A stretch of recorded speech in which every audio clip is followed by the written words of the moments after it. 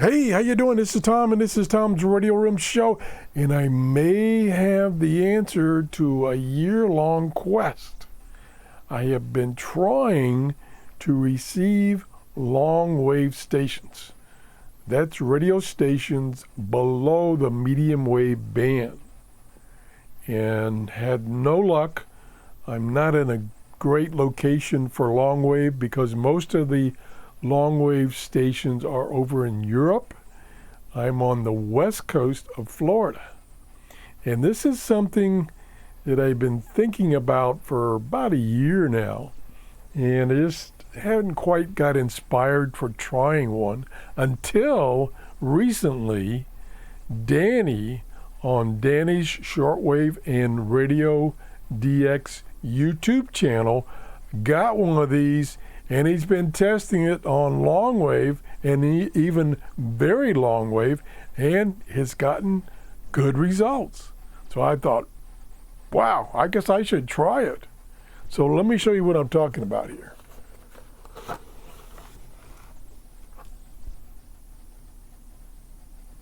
In here we have the antenna. It's a passive loop antenna. And there are a number of people on, that's interesting. That's interesting that those little protector covers are off. Almost like this has been opened before. Yeah, I don't know. Okay, anyway, you got a couple of pieces here. This is the bottom piece where the loops connect on each side, and then this is where it goes down to your radio. This is the wideband balun.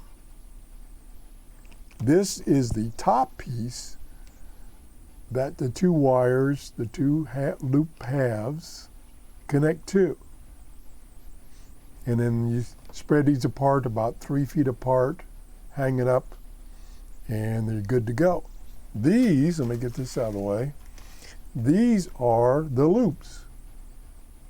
There's two of these loops, and they're fairly rigid.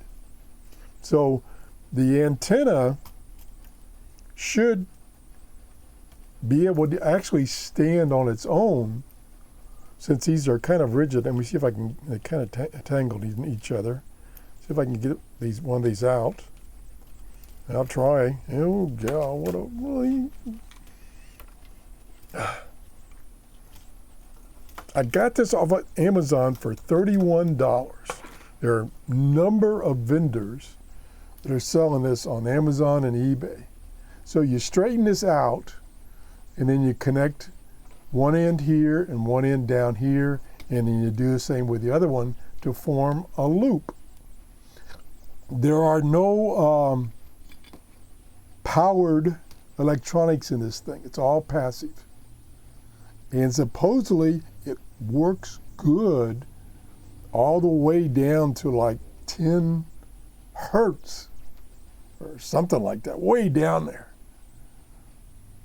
I think Danny showed receiving a station at 25 hertz. And then of course there's a WWV station at 60 hertz. So I've been trying to receive these with no luck on the antennas I've got, mainly because there's just too much noise and the weak signals can't get above that noise. Well, supposedly this design is supposed to be low noise. And I watched Danny's videos. You got to go to his YouTube channel. He's got some great videos on lots of things related to radios and antennas and stuff. So check him out. And he shows you reception, and the noise floor, it's almost like DC. And then you see these little bips. That's the signals, and he's picking them out. He's using a RSP-DX, which is what I've got also in this workshop. So maybe it'll work. Like I say, I'm going to put this together. When the rain stops, I'll go put it up outside. It also comes with, I think this is about 25 feet of shielded cable to bring the signal from the antenna to your SDR. It's got one of those SMA connectors that your SDR accepts. So this could be quite interesting if this really works and I get to receive Longwave.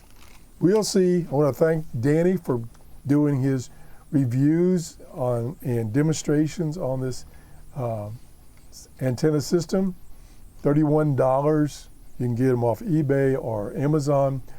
If this works out, I'm going to put it in my Amazon store.